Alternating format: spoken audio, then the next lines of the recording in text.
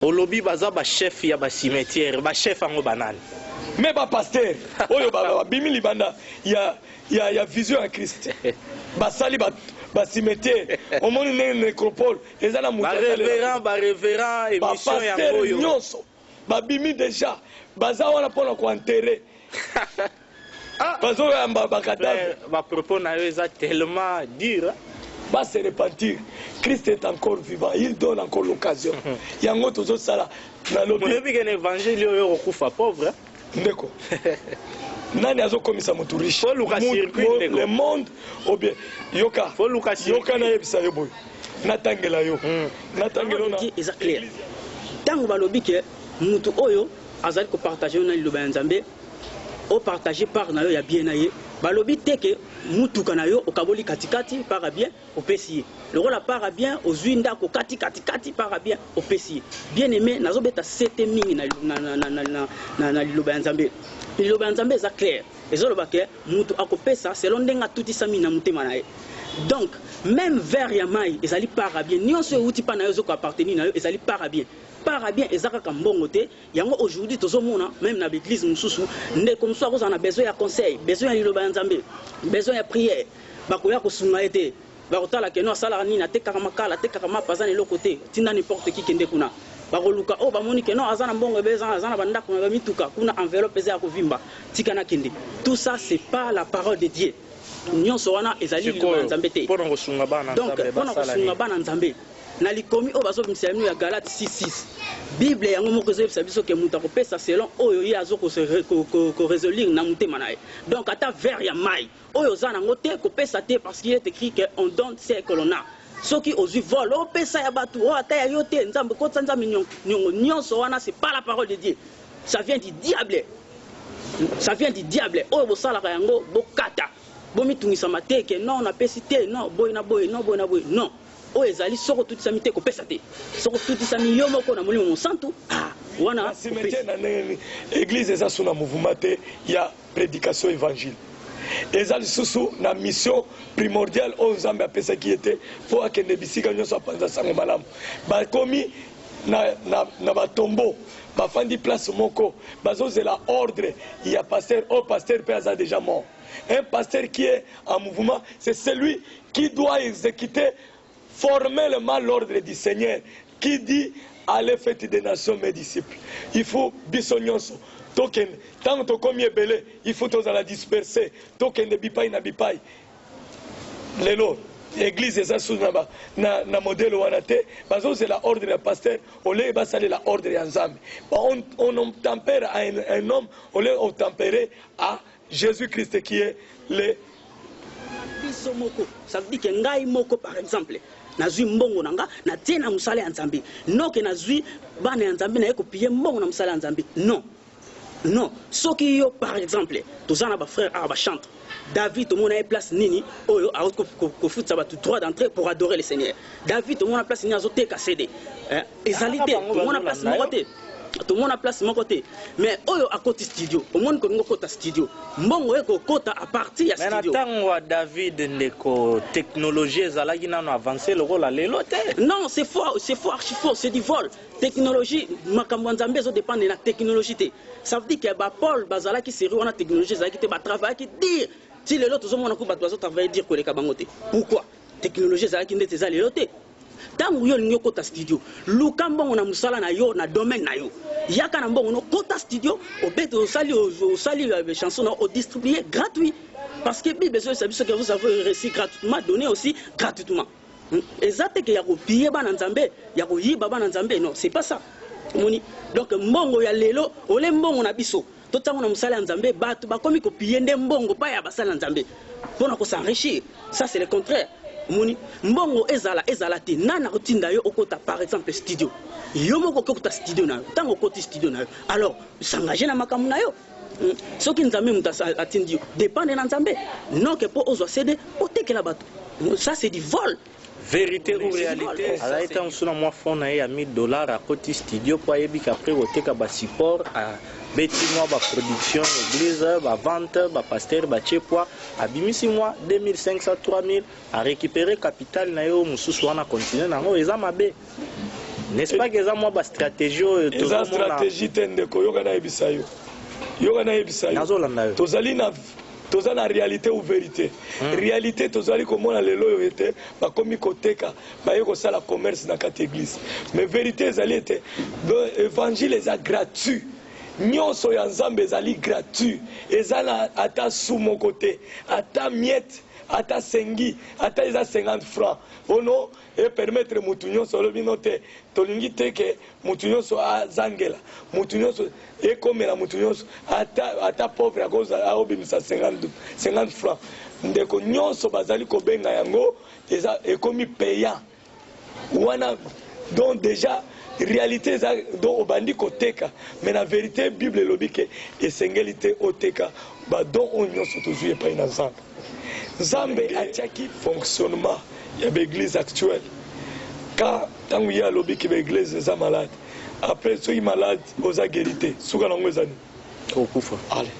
bakufi yango yo shitaki mbala moko na basimetiere yango nabengi bango baza déjà ya kokufa ils n'ont plus la vie de yo nde oza sûr ke oza na bomoi nazali na bomoi mpo naza na mouvement awa nazo koloba bato bazolanda ngai partout bango balobaka te bible elobi boye tozala clair na Kinshasa wana basimetiere ezali jamais bazali kozela basimetiere ezali mais yango tozomona basimetiere ebele etondi ebele basimetiere eza ebele epuis basimetiere eza bachef ya basimetiere bachef ya basimetiere bavanda kuna bazozela kaka exemple ya moko mibale bachef mosusu oyo kotalisa wake akosalisa nani est ce que le mort peut prêcher un vivant oyebisi ya se repentir ozatake risu ndenge non eloko nayebisi boye na basimetiere lelo tala kaka ndakisa bino boza parmi bato ma bazo encourager piraterie oza na mwa flash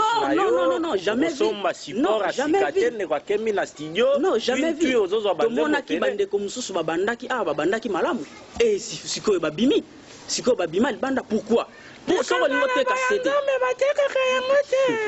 soko olingo teka cd zwa cd somba cd teka cd parce que sombi cd oteki cd vierge ya pamba soki voilà cd osala commerce ya cd soki otie liloba na nzambe ekomi contenu oyo ozoteka parce que moto azosomba cd te azosomba contenu mpo akende koyoka na bandeko oyo bazosomba nazoyebisa bino oyo bozolandanga bozala mayele parce que bozo risquer kozala frappé même par Dieu lui-même soko lingi osunga musala ya nzambe koke kosunga musala ya nzambe te parce que batie liloba na kati faut tout sama yo moko kende kosunga musala ya nzambe soko tout sami na molimo mosantu c'est pas mauvais mais ya kosomba liloba ya nzambe na bato bazosomba na bato bazoteka bien aimé en faire ezozela bino parce que tout le monde n'a jamais David ateka CD tout le monde n'a jamais David malgré c'est on a CD zalakité David a taxé bato droit d'entrée avant ya adorer le Seigneur $50 $100 $35 tango ye ezate non mbongo ezate toi tu vas pas adorer le Seigneur yo lokolo faneli sikoyo oyo bayoki yo nini basala bakanela yo to basala ni ndeko ngai nazala nga motindami ya pamba ya nkolo nazali kosenga na yo soki ozali humble bongola motema na yo ezali bitumba ya ngai na yo te et puis soki nkolo apermettre na kokufa mais soki apermettre te oza na eloko akosalanga te vérité ou réalité dans l'église Maman Monique Lando na kati ya Londres alobi ndeko na ngai Fortune Mbala be mission za kitoko mais batu wana boyebi mboka na bino eza mabe kotangaka bakombo na bango te. Je crois que ndenge olandi lisusu émission oyo lobi non seulement yo molukeli lisusu invitanga ni makambo. Gloire soit rendue à mon sponsor officiel Jésus-Christ de Nazareth.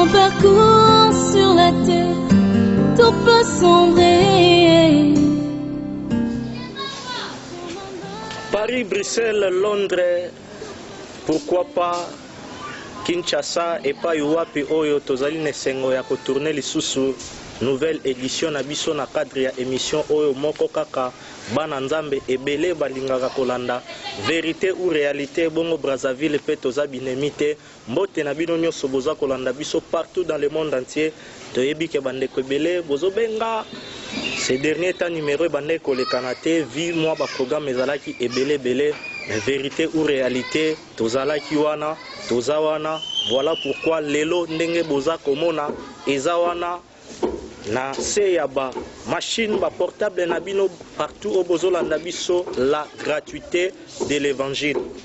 Bien aimé, vérité ou réalité tozalaka wana pona kota koluka kokundola ba réalité oyo ezali kosalama o parfois bana nzambe ebele baza na ignorance tobengaka motei nyonso oyo amoni kazote ya vérité to pompe ye ba question conformément na maloba na nzambe bongo ye a répondre bino naza vraiment na plaisir na émission ya lelo ya koyamba des serviteurs de Dieu bien sûr ba frère en Christ moko déjà na yebi ke atikaka devoir à domicile malheureusement ebele bazolobaka de loin jusque là mon côté à se présenter pour que à contredire makambo oyo ndeko azana gauche nanga c'est-à-dire na droite ya ba écran na bino frère Médard Mbonde bonjour. Bonjour ndeko Mbala Fortune. Vraiment plaisir pour na biso ezali susu ya koyamba yo na émission na biso vérité ou réalité bandeko baza ebele oyo bazolanda biso avant to kota vraiment na sujet na biso oyo tozolobela la gratuité de l'évangile lilobani noza nango mpona koyamba bandeko nyonso baza kolanda biso na komisi nzambe po yende mozaïsi ya likolo pe ya se o mopesi pe ma maître ya temps pe circonstance oyo ya permettre ke bino na biso to bolanda biso lisusu na numéro oyo parce que tosali beforte ezali na ngolu na ye oyo ya permettre ke tokota lisusu na numéro oyo napesi bino mbote na kombo na Yesu nalingi bino mingi tolinga vérité parce que Bible elobi bokoyeba solo ekokangola biso yango nde napesi bino mbote na kombo na Yesu. Ok, je crois que bandeko ebele surtout na kati ya Londres na yebi ke bayambi mbote wana na motema mobimba po ba conseil ebele oyo tozali kozwa mikolo oyo ezali kouta na Londres mais choix ezate toza wana kaka pona kosala volonté ya sponsor officiel na biso Jésus-Christ de Nazareth. Vraiment bandeko ebele ba conseil bozo pesa toza ko considérer yango mais tokosala oyo Jésus-Christ alobi tosala na loboko nanga pe ya mwasi ya mobile donc ya mwasi na gauche na ba écran na bino tozali na frère Yannick Diangwaya ye je crois bien que ezali mbala liboso to yambaye na émission na biso frère Yannick bonjour. Bonjour bien-aimé. Liloba nini oza nango surtout pona yo eza mbala liboso ya koleka na vérité ou réalité pona bandeko bazolanda biso na komisi nzambe mingi pona opportunité oyo esi biso na émission na yo toleka juste pona ko éclaircir bana nzambe misusu partager un peu liloba parce que mokili ezokende vraiment na suka tozomona bamakambo ndenge ezoleka partout au monde ezosala pasi na biso mwa moke oyo toyebi yango toyebi liboso awa pona kopartage na bandeko mwa liloba ndambo ya nzambe. Merci beaucoup frère Yannick. Je crois bien que ndenge ondimi koya na vérité ou réalité oyebi ke awa biso to bikisaka te to pupulaka ba question po ngai nazwaka nanga place ya ba païen ya bandeko ebele oyo baza ba victime tozokutana na bango kozwa ba question na bango komema yango pour que conformément na maloba na nzambe na ba invité oyo bakondima kozwa risque basunga peuple de Dieu oyo bazolanda biso partout.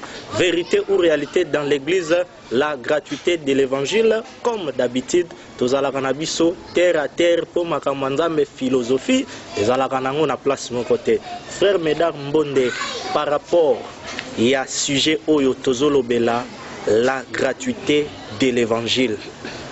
Pona bandeko bazolanda biso vraiment na pétenio sotango tozolo bela gratuité de l'évangile. Compréhension nini tokoki kozala nango? Gratuité ya évangile compréhension nini toyeba nkolo oyo nkolo ya etonga nkolo motindi bato mobiangi bato mpe motindi bato ye moto apesa ye ndingisa wana alobi nanu te ayaki mpona bapauvre. Quand on parle de pauvre, quelqu'un qui est dépourvu de tout, azana moyen te mako quitter. Alors lui-même il est venu pour que à offrir ce qui est encore gratuité, il y a évangile parce que alobi na Matthieu 10 verset 7 alobi, vous avez reçu gratuitement, donnez aussi gratuitement. Na yango nanu abandaki place wana te parce que apesi ndingisa nanu alobi ke allez dites na Matthieu 10 je me permettrai ngai verset 7 allez prêchez et dites le royaume des cieux est proche, guérissez les malades, ressuscitez les morts, purifiez les lépreux, chassez les démons. Vous avez reçu gratuitement et donné gratuitement. Vous avez reçu gratuitement, donné gratuitement. C'est ça, il y a simplifié nyonso pona moto nyonso azala na abri à salut. Moto nyonso azala la facilité ya kozwa lobiko. C'est pourquoi il voulait que l'évangile est gratuit pour que mutu nyonso azala sauvé. Or pour ça ensemble tous arrivent, parviennent au salut. Voilà. Et le condé nkolo et le azali kolinga humanité nyonso ezala sauvé. Mais ceux qui à offrir évangile gratuitement te tomoni ndenge azo reprocher ba scribe na Matthieu 23. Pour permettre nga pena tanga yango 23. Pendant que oza koluka verset nazu yango déjà. OK. Alobi boye. Malheur à vous les pharisiens et les hypocrites. Parce que vous et en 13 je m'excuse. Alobi malheur à vous les scribes et pharisiens hypocrites parce que vous fermez aux hommes le royaume des cieux et vous n'y entrez pas vous-même et vous n'y laissez pas entrer ceux qui veulent entrer. Omoni place oyo gratuité ya évangile ezali kozwa isika parce que alingi te mutu nyonso akota na royaume. OK. Onyo solobi na deux phrases tokoki ko retenir nini? Oyo nyonso nga na lobi na deux phrases nkolo alingi te mutu nyonso azala ala na abri ya évangile. Donc évangile ezala comme et comme là. Et voilà, c'est ça le mot. Merci. Merci pour le compliment. Donc bandeko to comprendre yango que tant tozolobela gratuité de l'évangile na sepeli na eloko moko ndeko alobi, je crois que memi biso déjà na deuxième question ya komona penser en kolo que évangile est comme la batu nyonso et puis gratuitement. Maintenant frère Médard Mbonde na oyo outi koloba biso ezali vérité ou réalité dans l'église otala ba mangoma na biso lelo lokola ba assemblée locale fonctionnement na yango ba vie ya bino ba prédicateur ba chantre bato nyonso baza kosala mosala moko songolo mpaka na kati église lecture nini ozo sala na évangile lelo gratuité vraiment tozo vivre yango ndenge outi koloba ke souci ezali epai ya ba prédicateur ya ba chantre ba ancien bato nyonso baza bana na nzambe ya ko te ya sango malamu ekomela bato gratuitement ndenge nkolo yesu alingi to pe ezali na mwa babiloko mosusu conformément na réponse outi kopesa biso ezali vraiment malamu te. Merci ndeko journaliste Fortune Mbala. Na lolenge na uti koloba ete nkolo posana ezalaki te évangile ekomela mutu nyonso et puis mutu nyonso azala lisusu innocente ayeba ete nayoki nkolo azo interpeller ngai esengeli siko par etikali epai na nga mais lelo ceux qui commandent l'olenge vie lecture na ba église ezali lolenge wana lisusu te. Donc pensée wana o nkolo azalaki nango, pensée ya Christ eza déjà renversé.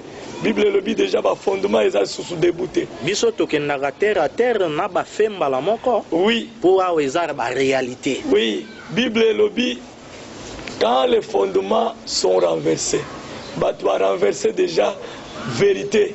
Vérité ça sous nesikate. On a même notifié dans Marc chapitre 7 pour permettre ngai to oui bandeko ba ko permettre pour bazana pour ça verset. Parce que Marc chapitre 7, Nkolo azali ko reprocher bango. Alobi na verset 8. Vous abandonnez les commandements de Dieu et vous observez la tradition des hommes. Il leur dit encore, vous rejetez fort bien les commandements de Dieu pour garder votre tradition.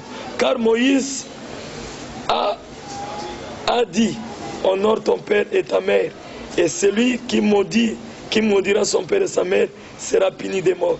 Mais vous vous dites, si un homme dit à son père, c'est donc j'aurais pu t'assister, et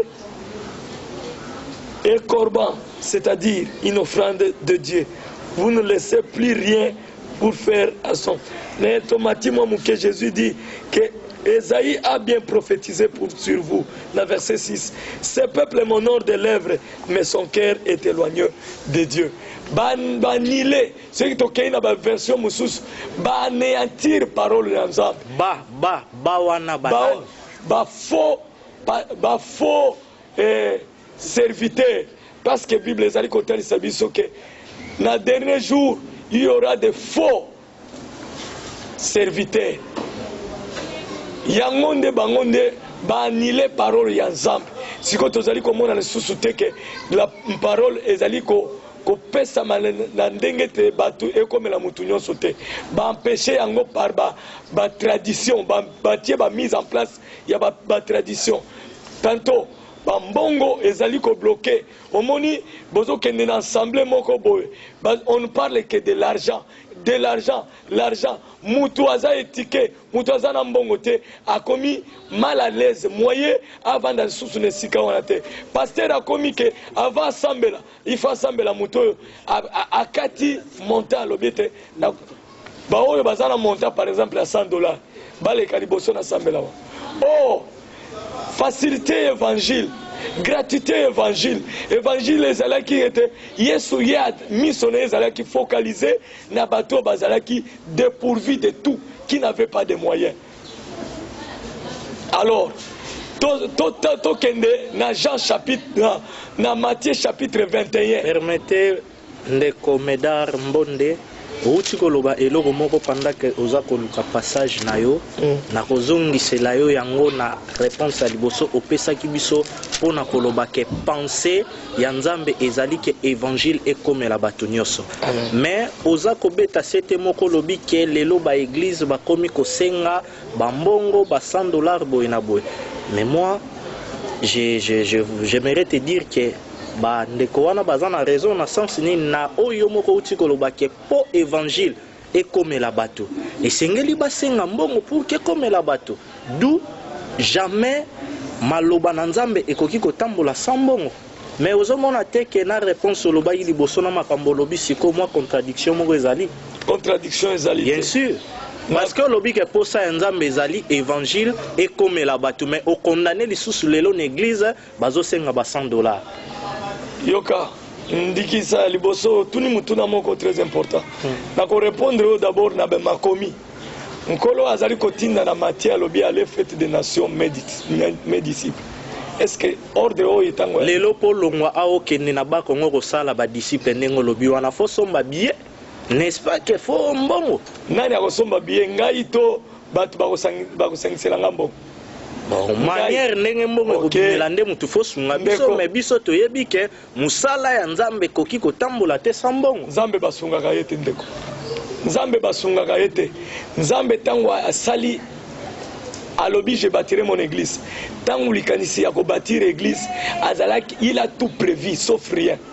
nzambe aprévoyaki nyonso et puis azoloba na donc par là lokola nzambe basungaka ye te zala clair nalobi boye offrande mbongo na église lelo eza lisusu na place te po lobi ke nzambe basungaka ye te. Ok, offrande ezali nalobi te ke offrande eza na place te. Bible lobi na 1 Corinthiens 7 si je me trompe. Bible lobi que vous devez payer la libéralité comme que chacun donne comme il a résolu. Dans 1 Corinthiens chapitre 7, verset 10 si je me trompe. Évoluer. Que chacun donne comme il a résolu dans son cœur. Mutu akopesa lolenge azali alingeli nzambe. Bible lobi, tu aimeras ton Dieu de tout ton cœur, de toute ta pensée, de toute ta force et de toute ta pensée, de toute ton âme. Mais tu aimeras ton prochain comme toi-même. Si tu aimes Dieu, tu feras tout ce que Dieu te recommande à faire. Il me donne le fardeau. Appel de fonds. Appel de fonds, ils ont déjà quoi empêcher. N'a pas un appel de fonds. Et ça, tout le monde a Philippe. Dans une personne qui s'appelle Philippe, dans Actes des Apôtres, chapitre 5, si je me trompe. Philippe, Nzambe a transporté un esprit qui a comme à la place unique éthiopienne. Nzambe a mis un fardeau. Philippe a qui lui a supporté, qui lui a donné des moyens. A quel kokuta unique éthiopienne, Azalaki, Kotanga na Mukanda Esaïe, il ne comprend rien. Philippe a tout dit, est-ce que tu sais ce que tu es en train de lire? Unique éthiopienne a répondu à l'obé, comment est-ce que s'il n'y a pas quelqu'un qui peut m'enseigner? Et c'est alors Philippe Abandaki qui a enseigné jusqu'à il y a moi si on a qui touché à l'obé que maï paye yango est-ce que nago za la baptiser te et akendaki na mbongo ya nani. Il a fait l'appel de fonds où bien aimé quand on aime Dieu on peut mettre ses moyens. Quand nous servons tant que Paul a permettez tant que Paul a accueilli kokende ko prêcher l'évangile abandaki ko tonga batante na ye et ajouté kayango il va na ordre à Seigneur. On lui cotisait pas de l'argent pour dire que est-ce que l'évangile est en Nambongo. Est-ce quel rapport y a-t-il entre l'argent et Dieu? Quel rapport y a-t-il entre l'argent et Dieu? Moi je suis convaincu que Ndeko Médard aza clair tendenge bandeko ebele nakati ya Londres même Luanda tobosani binote bozana ba question belé mais bisope tozwaka toujours esika na bino tokozongela ye poto pompe yango na ndenge moko ya kosakana te. Je crois bien que Ndeko Yannick Diangwa ya Olandi ndenge nini Ndeko Médard auti koloba nayebi te bandeko bazolanda biso point de vue na yo eza nini par rapport ya sujet tozolobela la gratuité de l'évangile na intervention ya Ndeko Médard Mbonde. Yo pe oza ko soutenir yango ke musala nzambe etambolaka na mbongo te ou soit oza na moi eloko moko ya ko préciser on ne va pas citer. Je suis tout à fait d'accord na frère Nabiso Médard. L'évangile etambola na mbongo, évangile ya nzambe ezo dépendre na mbongo te. Rapport exact entre mbongo na musala ya nzambe. Wana côté lo mususu dépendance. Voilà. Dépendance dans quel sens? Évangile et dépendre na mbongo te. Évangile et dépendre na mbongo te. Il n'y a pas de rapport entre l'argent monnaie et Dieu. Rapport exact. Rapport exact, je suis tout à fait d'accord na frère Nabiso Médard. Parce que oh tout le monde a lelo na église, c'est vraiment déplorable, c'est difficile na mawamingi. Na mawamingi. Donc liloba ezali sous une église. Bato baye na ba système na bango. Baye na ba makanisi na bango na kati église bato bazo bika lisusu liloba nzambe te ndenge esengeli nazo rejoindre des frères na biso Médard awa na Matthieu 17 à tukoloba awa Matthieu 17 Matthieu 17 est clair que vous avez reçu gratuitement donné aussi gratuitement vous avez reçu gratuitement donné aussi gratuitement mbongo eyo sala nini na kati ya musala nzambe na kati ya évangile mbongo eyo sala nini omoni Donc rapport exact entre mbongo na musala ya nzambe parce que nzambe moko azalaka liboso ya musala na ye. Nzambe azali capable de tout. Yé engagé ki bino na musala wana. Soki yé mutu engagé ki bino, il faut botalela ye. Il faut botalela ye. So ba l'ouvrier mérite son salaire. Salaire na mérite pas ya nani. Nani o engagé ki. Ezali nzambe mutu engagé ki na musala. Alors il faut kotalela ye, il faut zala na foi. Il faut avoir la foi na nzambe oyo engagé ki na musala. Permettez-nous de voilà. Moi je pense que ba pasteur rebelle les longa na kozwa place na bango titango déjà au bandi l'ouvrier mérite son salaire ozobwa ke la ba dirigeant toza kolobela nanu mbongo mais koyoka intervention liboso ya frère Meda attaque na ye na yo nga déjà na comprendre batunini bino bozali ko cibler vérité ou réalité to kota kana muzindo posana nga ezali ndeko to sunga bandeko ebele o bazola na biso parce que je crois bien la Bible les en passage moko apôtre Paul aza koyebisa na ba chrétien ya Corinthe alobi ke boyebi bino moko ndenge ndeko Medara alobaki ke maboko na ngai se servir pona ba besoin na ngai kutu na dépouiller ba église mususu kozwa pa na bango ba salaire pona bino. Donc par là tozomona ke musala nzambe ezotambola na mbongo sauf que ndenge uti koloba ke musala nzambe eza ko dépendre na mbongo te. Nazongisi lo maloba pona ko préciser biso musala nzambe etambolaka na mbongo ou soit mbongo vraiment par nango na musala nzambe ezate wana répondre biso. Bien aimé mbongo par nango na musala nzambe ezali pona ko contribuer. Par nango na musala nzambe ezali mais parole que Paul a banné aux salaire mo quelque part. Que vous avez reçu gratuit donné aussi gratuitement. C'est clair. Paul a sala ki na maboko na ye. Mais on a ki Paul a sala ki na maboko na ye, azo sala musala ya nzambe, a sala ki na maboko na ye, aliaki na maboko na ye. Tomoni ba disciple bazali ko sangisa biloko. Ko sangisa biloko place moko, ko sangisa tangu toza ya nzambe, nyonso ya biso ezali ya nzambe.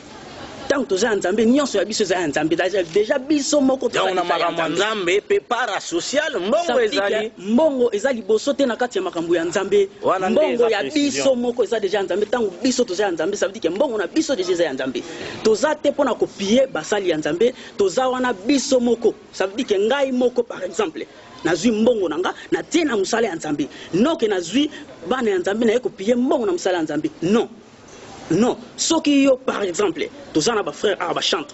David, tout le monde a place nini, oyo a fout ça droit d'entrée pour adorer le Seigneur. David, tout le monde a place nini, azoté cassé. Ezalité, tout le monde a place mon côté.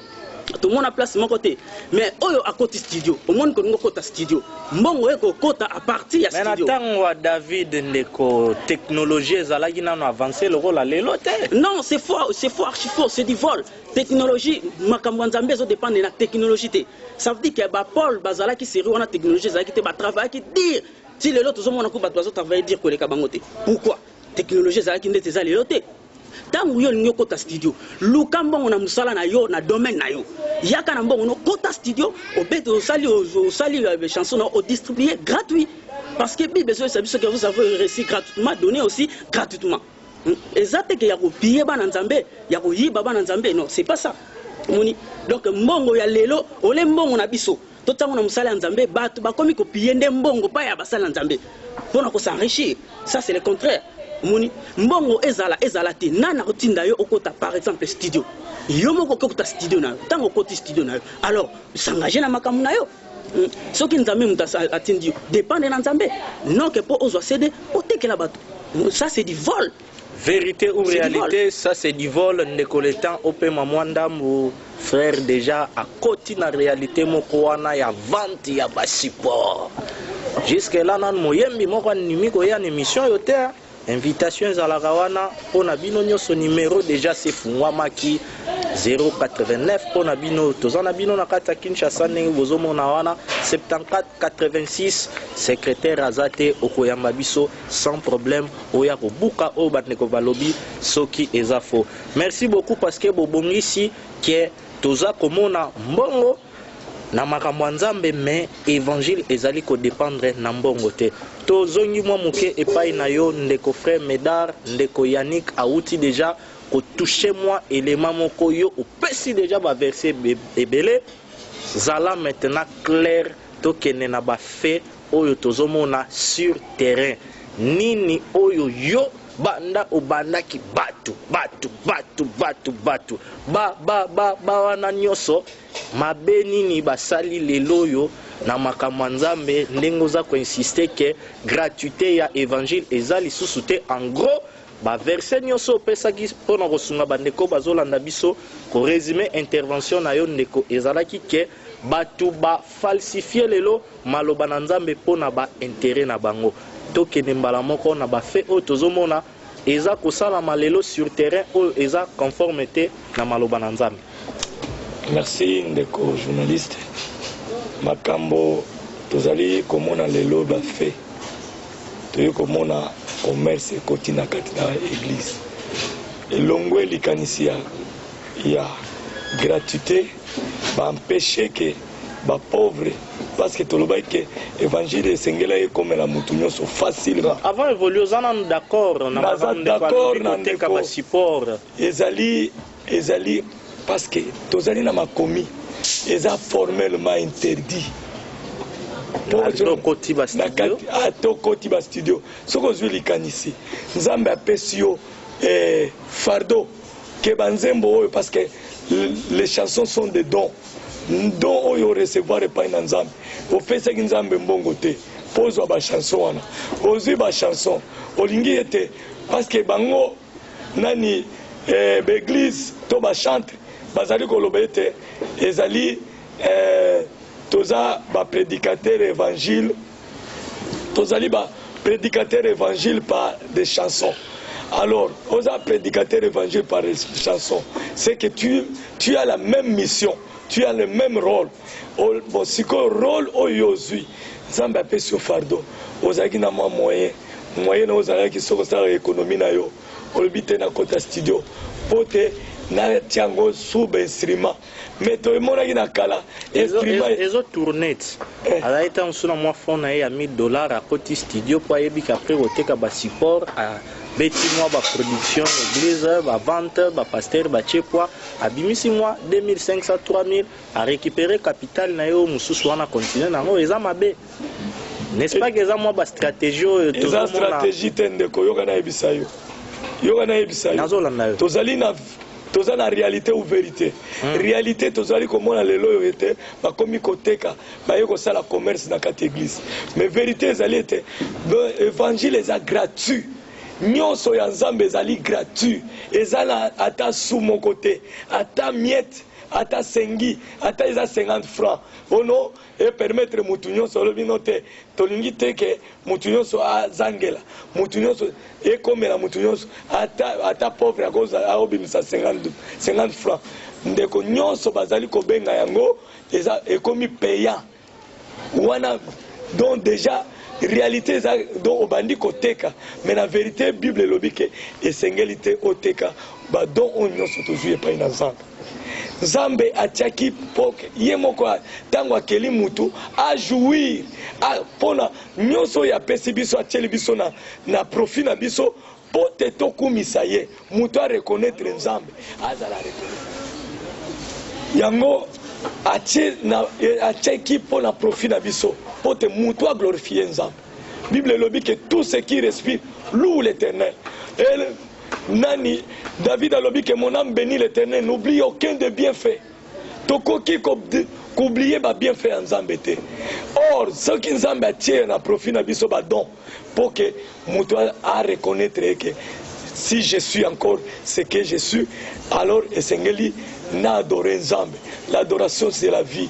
L'adoration c'est reconnaître Dieu de toutes ces dimensions. Vérité ou réalité ndeko Medar Mbonde auti koloba eloko moko ke ba réalité toza komona yangwana te ezali vérité par rapport ya gratuité ya évangile.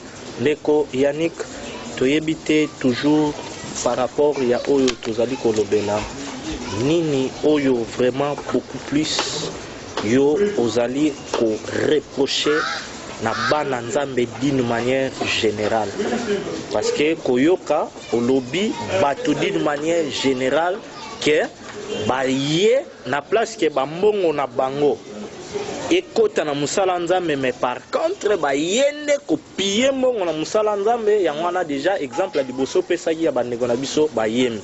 Sikoyo osunga biso na ba différentes personnes oyo bakoki kozala na kati église bafe nini oyo ya mabe yo oza komona okoki koreproche na bango oke esunga mpe bana nzambe mosusu.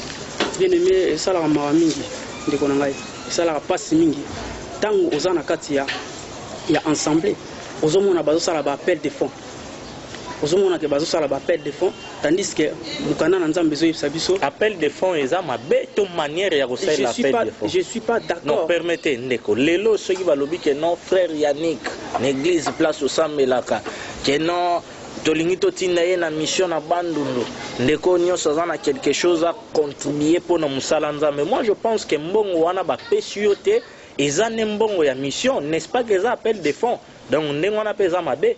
Bien aimé, tozali komona badisciple babandaki koprésente bazo koprésente babesoin boprésente besoin, ça veut dire que mutu oyo akotutisama na molimo mosantu ye moko akopesa, parce que mokanda ezotalisa biso ke on donne 5 ans ntango eza te okoki koyiba te popesa oyo ezali okopesa, mais lakini bato baza maboko makasi non, mais koningisa bango, c'est pas biblique, c'est pas biblique. Mokanda ezotalisa biso ke chacun donne selon ce qu'il a résolu dans son cœur, sans contrainte ni tristesse. Mais ça la mususu faut ko kotisa na ba dimension à comprendre que netango azopesa azokotisa nzambe nyongo. Ça vient d'où tout ça? Ça vient pas de Dieu. Ça vient pas de Dieu ça. C'est pas la parole. Nous sommes censés revivre kaka selon la parole de Dieu. Tout ce qui n'est pas conforme à la parole de Dieu, ça vient pas de Dieu. Non, l'ipamboli, il est écrit, Dieu nous a bénis déjà de toutes sortes de bénédictions dans les lieux célestes. Dieu nous a bénis. C'est quoi la bénédiction? Toi, tu penses que Nenge toza arabiso toza béni? En effet, que au lali, au lamouki, tu es béni. Souffle de vie, et ça dit bénédiction. Et sa bénédiction. Combien oyoko kangisa poyo sombata, 1 minute, il y a souffle de vie. Et sa bénédiction, nous sommes déjà bénis. Nous sommes bénis. Véritable bénédiction, et ça dit d'abord Christ, tant que tout ça déjà dans le Christ. Christ a déjà bénédiction. Si nous avons Christ, nous avons tout, parce qu'il a tout. Quelle sorte de bénédiction? Bénédiction, bénédiction faillible. Appel de fonds? Appel de fonds n'est pas biblique. Moi, je ne suis pas content de ça. Je suis pas même content de ça. Même à vraie raison. Non, présenter besoin, ça veut dire que présenter besoin. Moutou a tout ça, on donne ce qu'on a. Frère, tel salaire sika moko ya bien juste pour na kosunga moi service. Non. Tous voient place, il y a Saint-Esprit.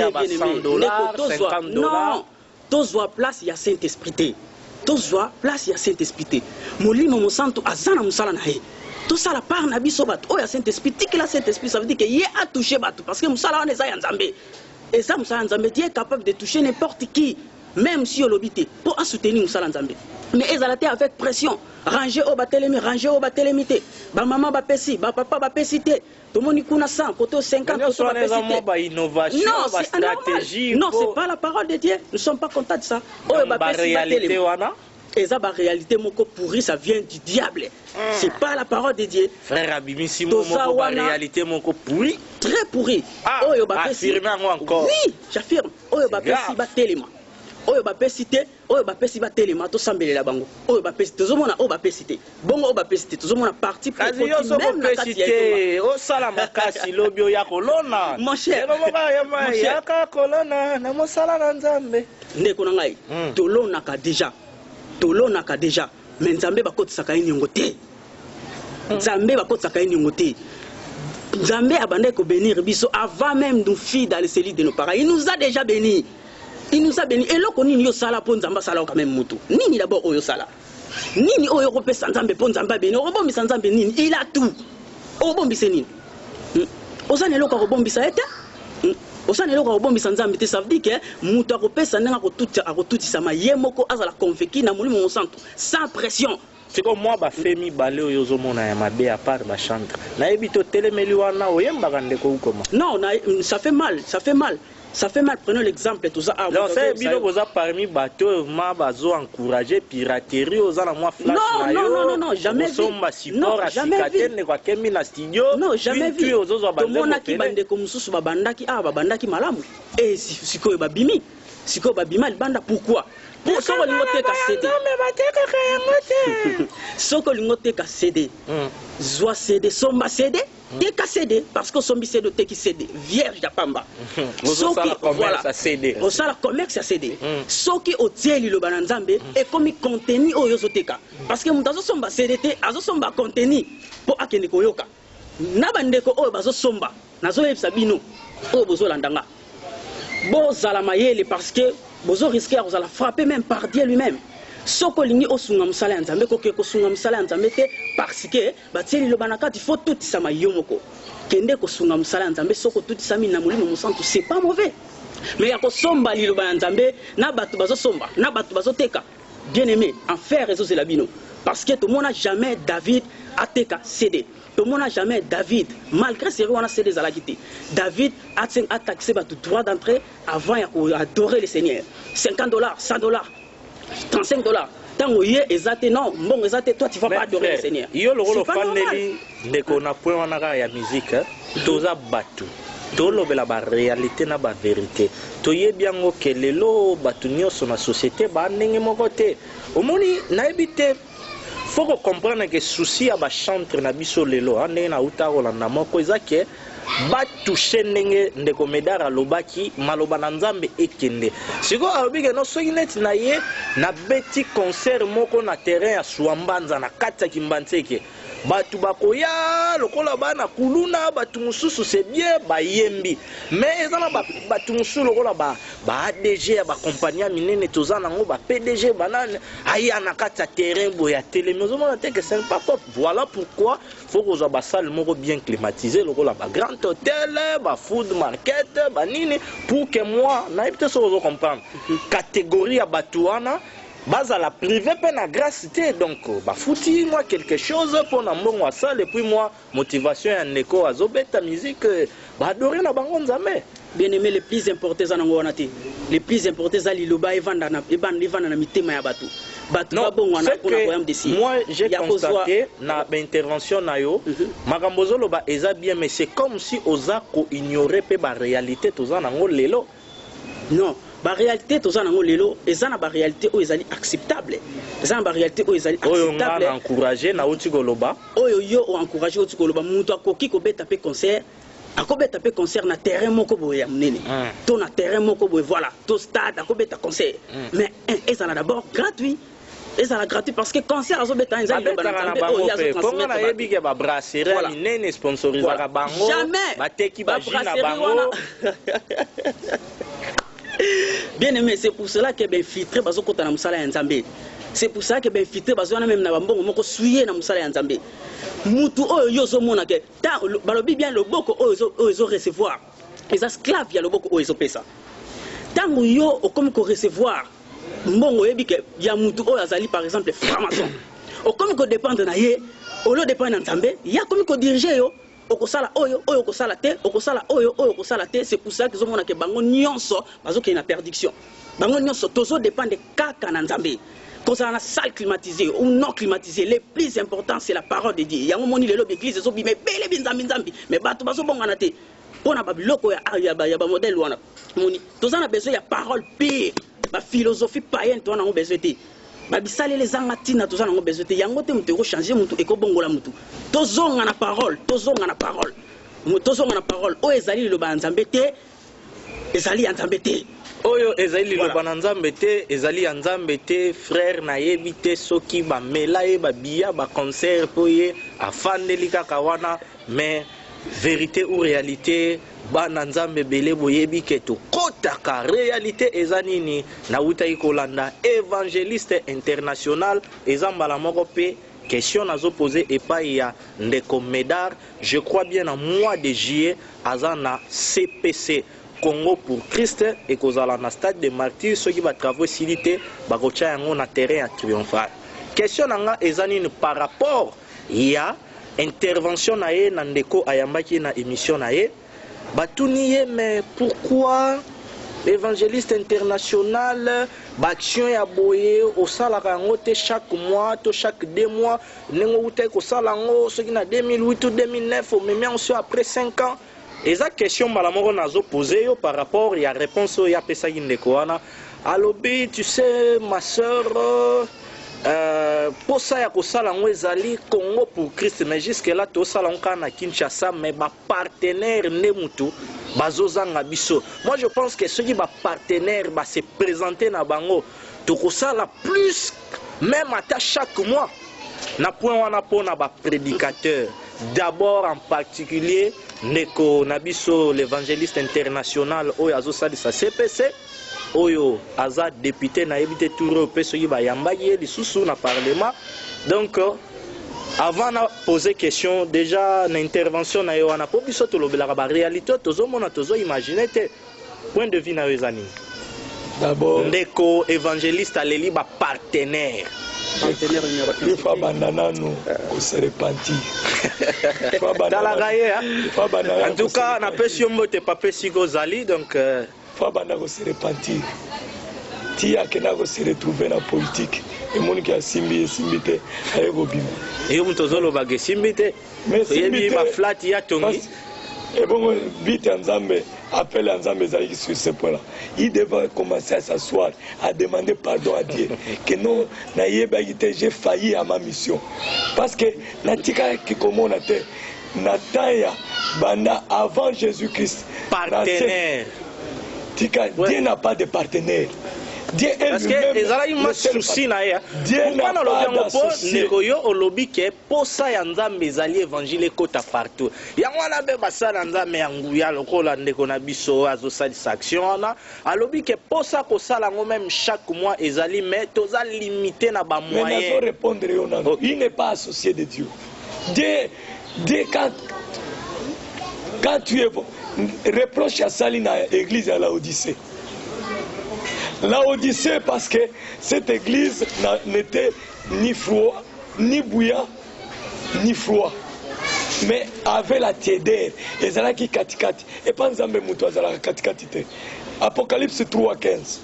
Dieu dit comme tu n'es ni bouillant ni froid, je te vomirai dans ma bouche. C'est quoi par rapport à Ndeko na biso wana relier passage wana ndenge. Na lingi na relier, il doit commencer à se repentir. Parce que comme on a là nous dans verset 18. En fait ba biloko wana basé belé aza échantillon pour to échantillon. Yango la Bible lobi ke ndenge ni Nzambe azo senga pour se repentir. Dans verset 18 il y a passage wana Bible lobi ke je te conseille d'acheter l'eau réprouvée par le conseiller signifie quoi? Parce que Isaïe a dit que un enfant nous est né, un fils nous est donné, on l'appellera, la domination se reposera sur son épaule, on l'appellera admirable, conseiller. Le seul conseiller sur tous les conseillers, c'est Jésus. Or,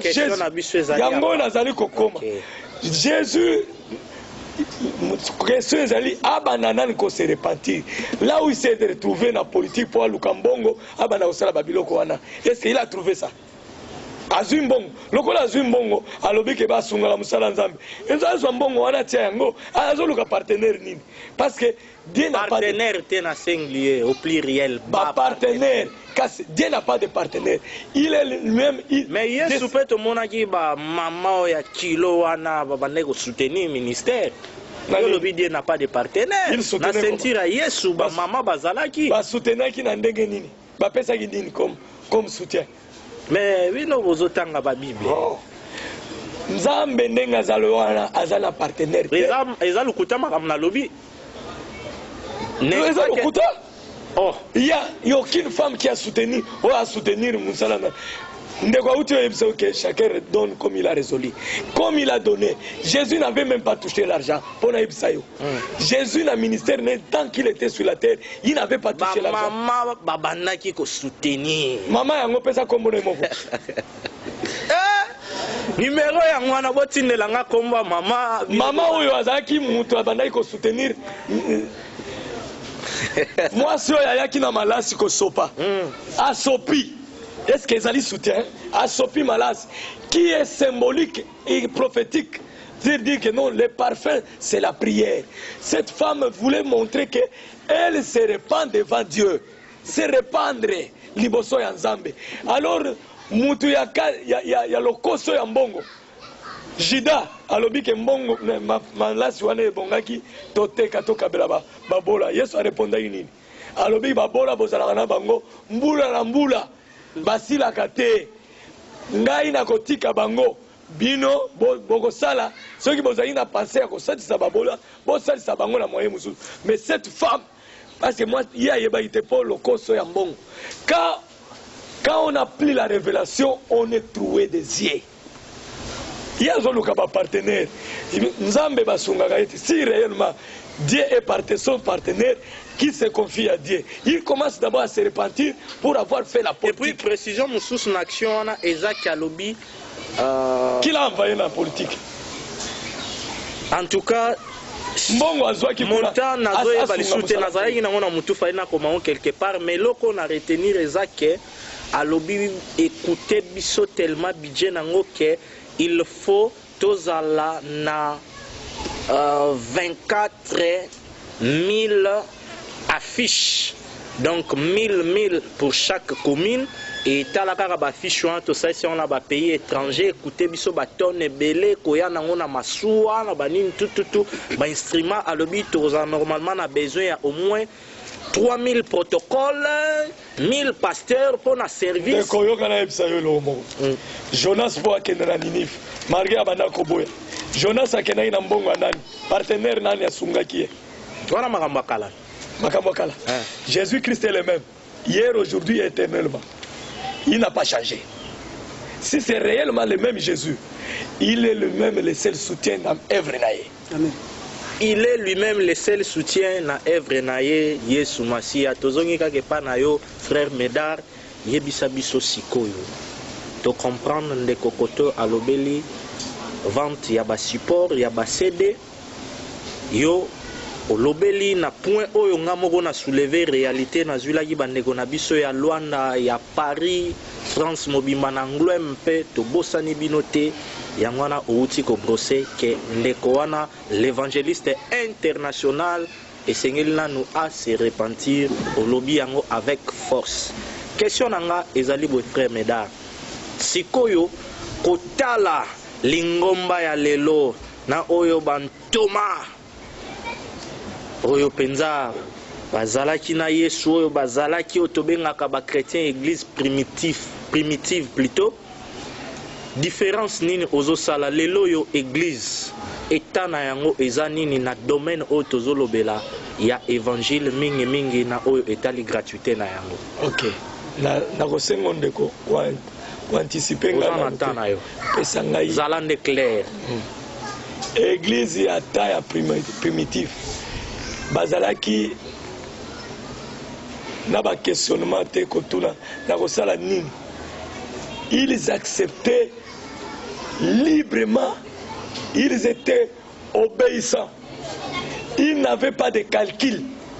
Mais l'église à l'élo et s'est transformée na ba pensée ya ba calcul ya koluka mbongo bazui place ya Nzambe ba banane l'église. OK, et comme il s'est transformé na supermarché et comme wenze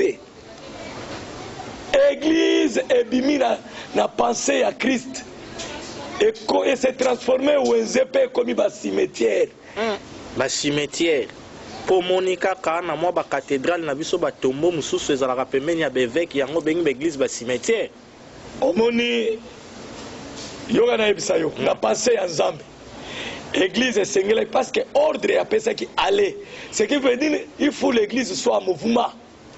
Allez faites des nations mes disciples. La Bible la yango tokotonga nini il faut ngana zana na déplacement. Bible le dit qu'ils se réunissaient dans des familles. Na bandako. Yebsanga i cathédrale oyo après la naissance de l'église. Wana avant l'Ancien Testament oyo Nzambe nani David azwaki likanisi ya kotonga Salomon ayeko kokisa yebisa ngai na Nouveau Testament. Na Nouveau Testament, na naissance d'église na Acte des Apôtres chapitre 2. Nani na bapôtre atonga mega church ou bien giga church ou bien église cathédrale. Nani asatonga. Yango ngande muto na poser ngai pe nazongisi yo na pesa réponse par question. Na lobi nani parmi bango tangela ngai parce que ils étaient tous réunis à un endroit. Mais dans le passage moko Paul azoyebisa na Timothée, je crois que avant mon arrivée, sache comment te conduire dans la maison de Dieu. La maison de Dieu. Ah, n'est-ce pas que si quand yo bazala ki wana batonga. Quelle est la maison de Dieu? Quelle est la maison de Dieu? Kasi yo bisinga na la kisayote. Hébreu 3. Na pesa yo pe la maison de Dieu c'est nous. Ce n'est pas des cathédrales. La maison de Dieu c'est nous. Pierre et Paul a dit à Timothée que si je tarde à venir, tu dois savoir comment te comporter dans la maison de Dieu qui est la colonne. La colonne de la maison. Quelle est cette maison? C'est nous.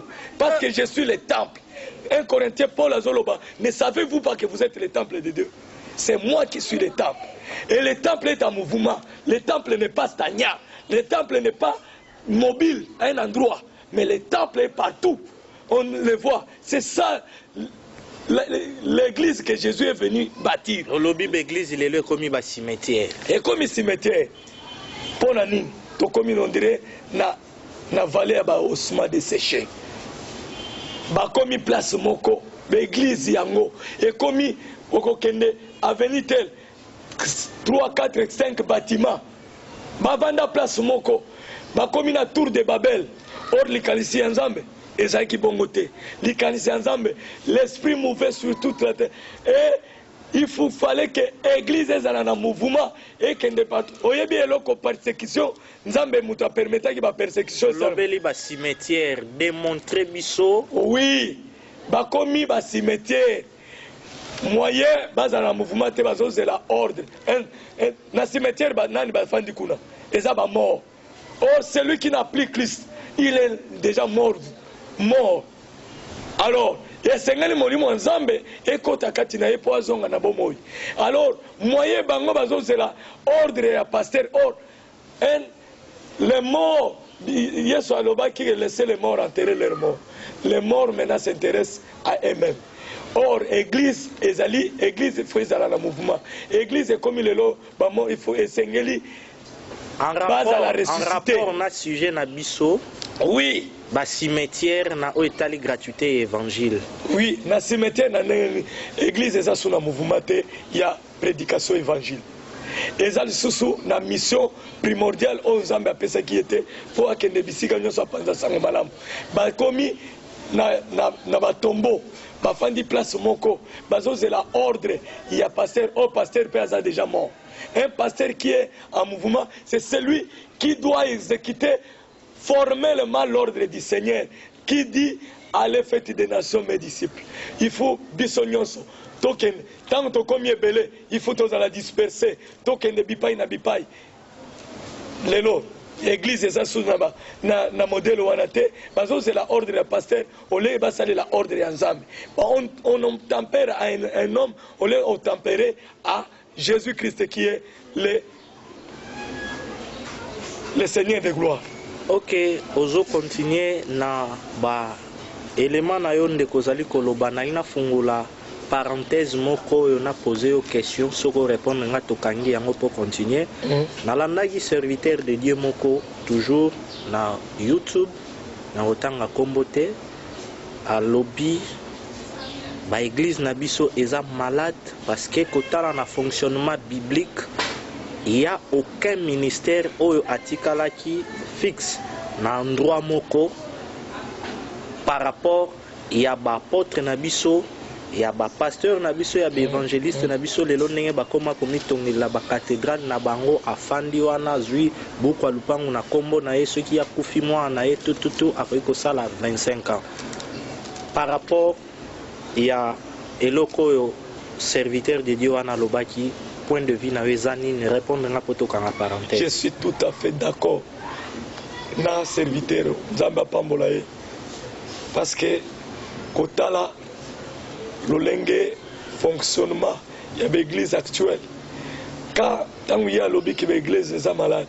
après ceux qui malade aux guérité souka nango ezani okufa allez bakufa yango yo shitaki mbala moko na basimetiere yango na bengi bango baza déjà ya kokufa ils n'ont plus la vie de yo ndo za sûr que ozana bomoi nazali na bomoi po nazala mouvement awa nazokoloba bato bazolanda ngai partout bango balobaka te bible elobi boye tozala clair na Kinshasa wana nano basimetiere ezali jamais bazali kozela basimetiere ezali mais yango tozomona basimetiere ebele etondi ebele basimetiere eza ebele epuis basimetiere eza bachef ya basimetiere bachef ya basimetiere bavanda kuna bazozela kaka babiso exemple moko mibale bachef mosusu oyo kotalisa awa ke akosalisa nani est ce que le mort peut prêcher un vivant oyebisi ya se repentir ozatake risu ndenge non eloko nayebisi yo boye na basimetiere lelo tala kaka ndakisa le 1er août bakosala nini bamisu bafamille bazokende na basimetiere oyo bakende na basani oyo ndeko na biso akufa tomemele sani sani oyo tokenda kotika kuna est ce que vous trouvez ça normal? C'est l'exemple à prendre aujourd'hui qui se compare avec nos églises d'aujourd'hui. Église est commis déjà. Zala clair de quoi sali biso tozo chiter une émission. Oui.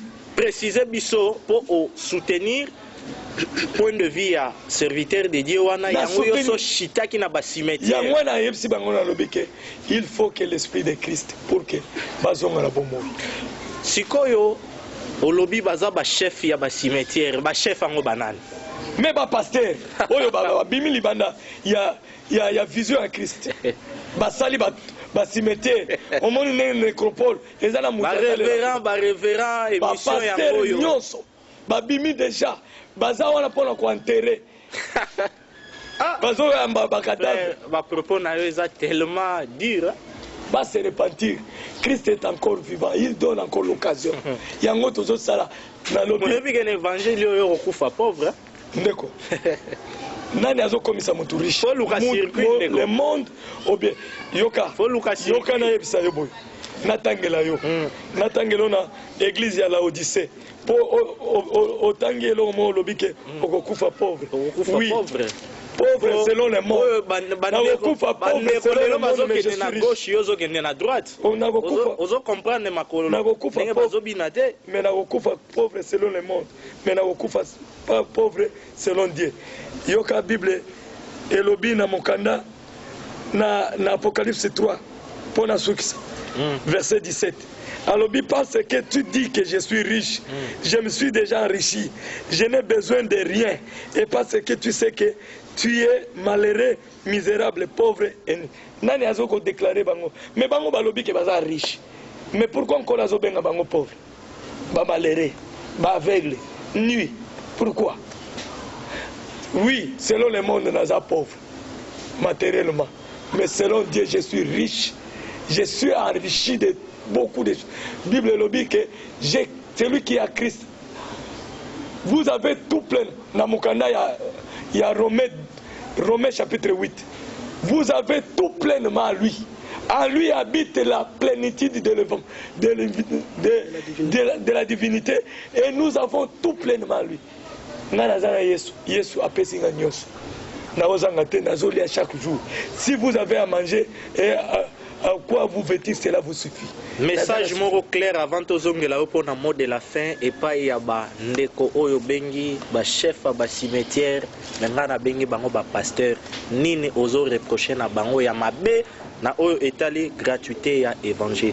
Pasteur selon 5 ministères oyo Yesu tikaki bazalaki pona ko perfectionner pona ko réparer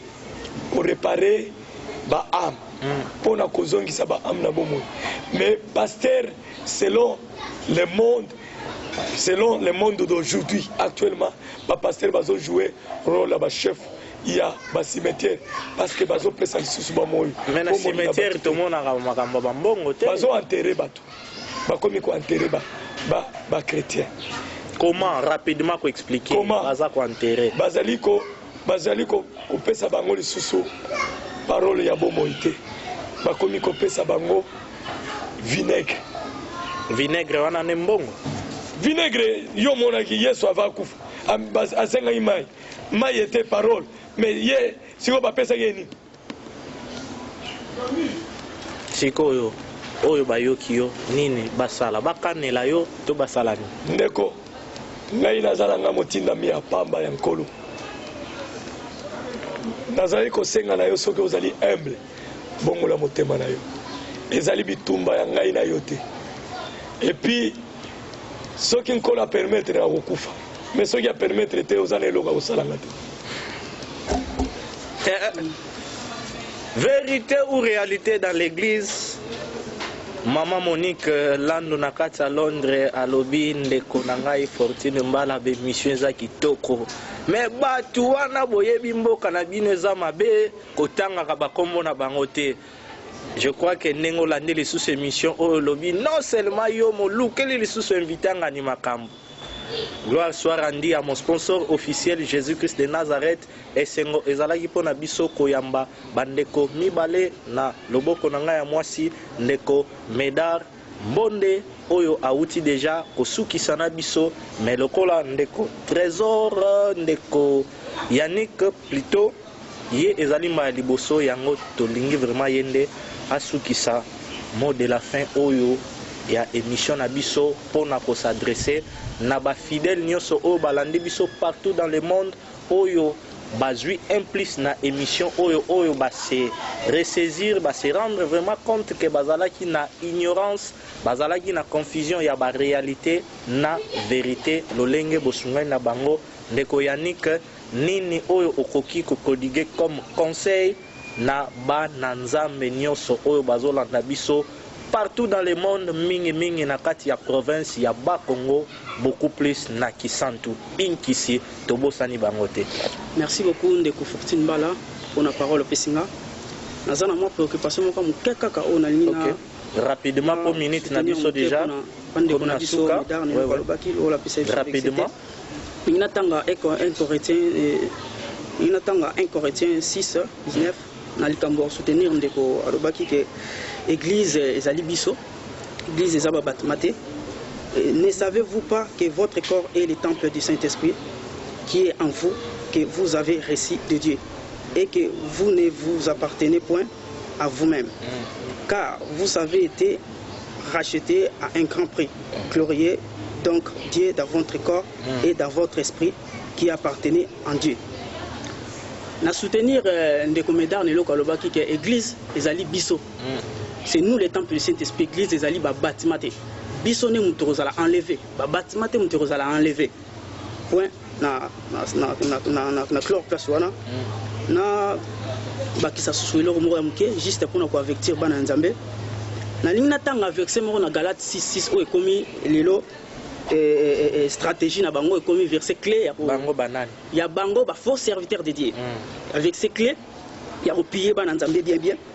Ah, tout le monde a Galate 6:6, il est écrit noir sur blanc que celui à qui l'on enseigne la parole fasse part de tous ses biens à celui qui l'enseigne. Parole de Dieu est claire.